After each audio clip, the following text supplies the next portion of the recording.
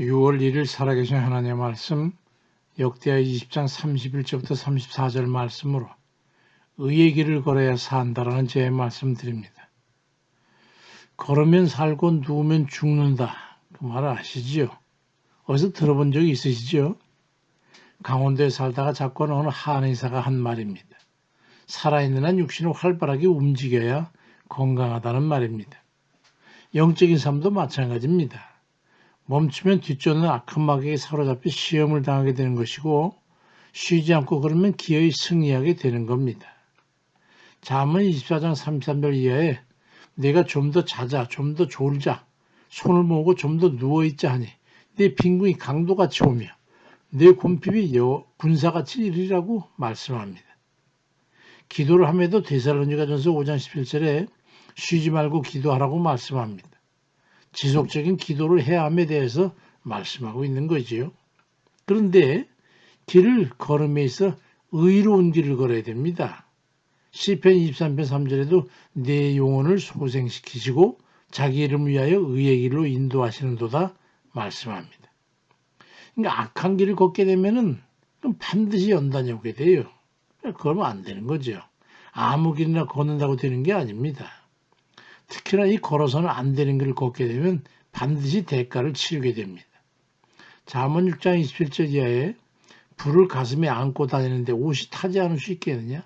숯불 위를 걸어 다니는데 발이 성할 수 있겠느냐? 그리 말씀합니다. 반드시 보응이 있다는 거죠. 음란과 거짓과 탐욕의 길을 걸어가게 보면 그 길 끝에는 부끄러움과 포성질이 기다리고 있는 겁니다. 의의 길을 걸어야 합니다. 의의 길은 어떤 길입니까? 진리의 길, 믿음의 길이죠. 하나님께서 인정하시는 길입니다. 주님께서 요한복음 14장 6절에서 예수께 이르시되 내가 길이요 진리요 생명이라고 말씀합니다. 주님이 걸어가신 그 길, 모든 이의 승리의 비결이기도 합니다. 시편 17편 5절에도 나의 걸음이 주의 길을 굳게 지키고 실족하지 아니하였나이다 하는 그런 고백의 말씀이 있습니다. 우리가 주의 길을 걸어가야 하나님께서 우리와 함께 하시면서 돌보시고 인도하시고 도와주시는 것입니다. 예레미야 6장 16절에도 여호와께서 이와 같이 말씀하시되 너희는 길에 서서 보며 옛적 길, 곧 선한 길이 어디인지 알아보고 거리로 가라. 너희 심령이 평강을 얻으리라고 말씀합니다. 시편 30편 22절 이하에는 주의 복을 받은 자들은 땅을 차지하고 주의 저주를 받은 자들은 끊어지리로다.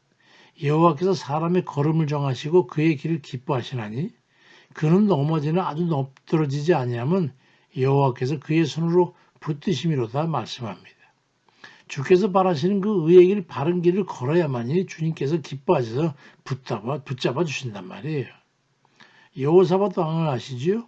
역대하 20장 3절 보니까 여호사밧은 자기 아버지 아사와 걸어간 길에서 벗어나지 아니하고 그 길을 그대로 걸어 여호와 보시기에 정직하게 행했다고 기록되고 있습니다. 그러한 그 바른 길을 걸어갔던 여호사밧은 모압과 암몬 연합군이 쳐들어와서 완전 패망 멸망의 위기에 처했을 때에 역대하 20장 20절 이하에 보니까 여호와께서 복병을 두고 유다를 치러 온 암몬 자손과 모압과 세일산 주민들 치게 하심으로 그들이 패했으니 곧 암몬과 모압 자손이 일어나 세일산 주민들을 쳐서 진멸하고 세일 주민들을 멸한 후에는 그들이 서로 쳐 죽였더라. 하나님께서 함께 하시고 도우셔서 연합군 저희들 스스로 멸망하게 되는 걸 보게 됩니다. 우리가 하나님 앞에 의롭게 바르게 살아가는 것만큼 당당한 일은 없어요. 그 의로운 삶을 보시고 여호와 하나님께서 함께 하셔가지고 우리로 하여금 승리하게 하시기 때문입니다. 의의 길, 바른 길, 그 믿음의 길은 생명의 길입니다. 승리의 길입니다. 그 길을 끝까지 잘 걸어야 되는 거예요.